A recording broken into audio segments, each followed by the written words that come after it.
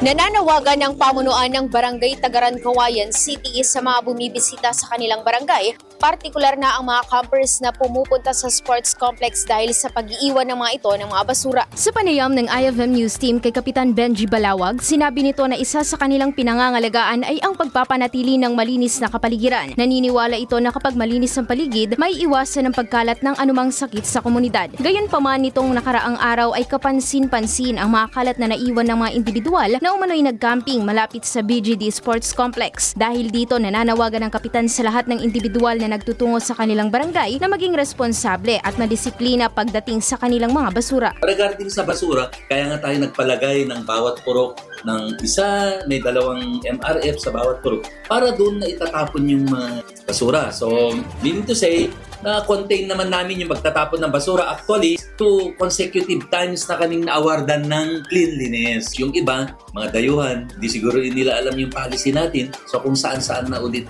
tinapon. Nagkakaroon ng basura halos araw-araw dito sa vicinity ng BGD Sports Complex. So ang daming nagka-camping doon. May mga spotlight sila. So kinaumagahan, 6 a.m. nagpa-clean up drive ako. Kita nyo, may mga bote ng alak, sari-sari. Sana po, wag naman tayong magkalat or iuwi na lang natin yung basura natin. Kasi Ma'am Syra, napaka-unfair.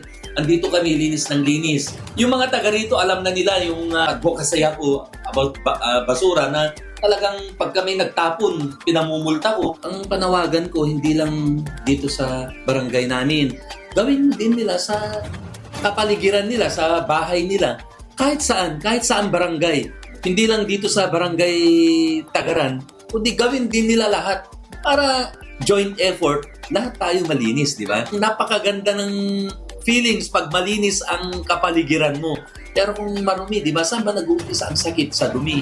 Pero pag malinis, hindi makakapasok ang sakit o mikrobe. Ikinatutuwa naman ng kapitan na matapos ang kanyang Facebook post, marami ang nagpakita ng kanilang suporta sa kanilang kampanya tungo kalinisan at mayroon ring nagpresenta na mag-volunteer sa paglilinis at pagbabantay sa bahagi ng sports complex. Maliban dito, isa pa sa magiging hakbang nila ngayon ay ang paglalagay ng signages sa sports complex upang mas mapalakas pa ang kamalayan ng publiko hinggil sa umiiral na pulisiya pagdating sa pagpapanatili ng kalinisan. Ito nga, lalakad ko na nga ngayon kasi para malagyan ko na, may mga kwan na, may mga signage na kung ilalagay doon. Diplomatic way na naman yun.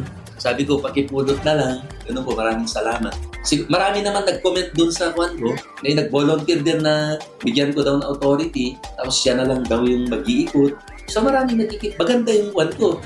Nakikipag-participate sila. Nananawagan ako na makipagtulungan naman tayo sa kalinisan ng programa nating mahal na Mayor JCD, Vice Mayor Benji D at mga SP. Idol, nanunuyo ba at humihina ang elasticity o pagbanat ng balat?